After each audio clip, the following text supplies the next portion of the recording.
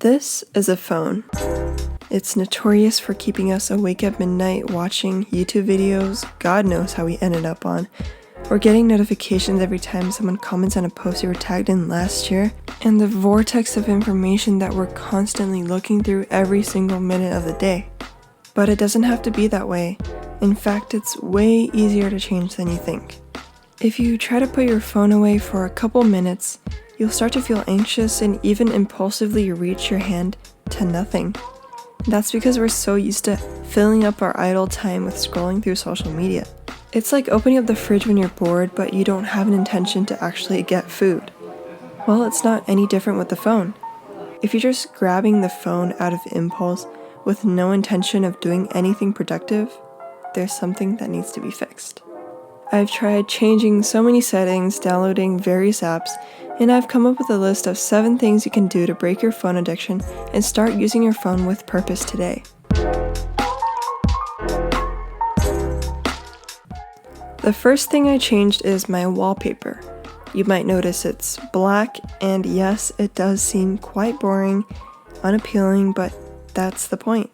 With less bright colors in your face every time you pick up the phone, you're actually less tempted to unlock it and start using it. I personally haven't done this, but if you want to be more extreme, you can also change the accessibility settings so that your entire phone is monochrome. I think that colors help me find things easier, but changing that setting will make your phone just seem a little less interesting, so you'll be spending less time on your phone scrolling through Instagram and looking at bright and appealing photos.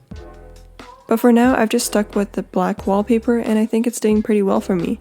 And besides, a dark wallpaper helps you save battery, as brighter colors drain the battery. Another setting you can change is notifications, which is something I have a love-hate relationship with. I mean, it's great to know that my friend commented on a post that I was tagged in, but do I really care? I do leave my notifications on for messages, but otherwise I turn off notifications for all apps. Not only is your phone less annoying now, but you'll be less intrigued by the notification sound and less tempted to use your phone.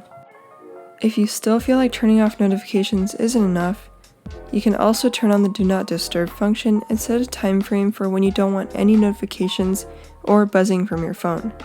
I've also turned off my Raise to Wake setting, as I find that when I have it on, I just feel more tempted to touch my phone and start scrolling through my Instagram feed, since the screen comes on automatically. Now that I have it off, it's easier to stay focused with my work and the screen doesn't come on as often. If you find that turning off notifications, turning off Raise to Wake, and turning on Do Not Disturb still isn't working, then it's time to delete the apps. You can find via your screen time to see which apps you spend the most time on and benefit you the least. Oftentimes, when I find that I'm spending too much time on Instagram, I just delete it right off my phone, and it creates a bigger barrier for me to fall into that social media vortex. That being said, your phone doesn't have to be the center for distraction either. You can also download apps that benefit you and your work. Most of the time, the problem isn't about the amount of time you spend on the phone, but it's what you do with the time.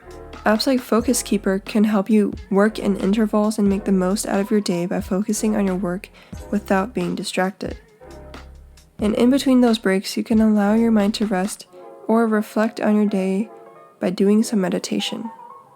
The biggest problem with the phone is that it's mainly an impulse, and we often don't think twice about reaching for it or what we're actually trying to achieve by going on the phone.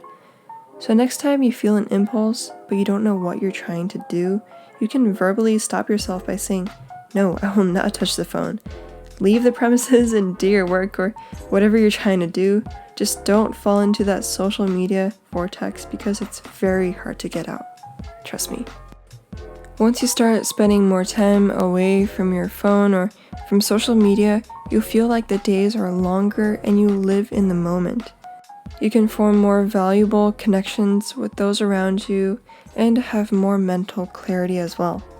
I encourage you to all try these things, and if you did, or if you have any other suggestions, please feel free to comment and make sure to like, subscribe as well if you enjoy this content, and thank you for watching.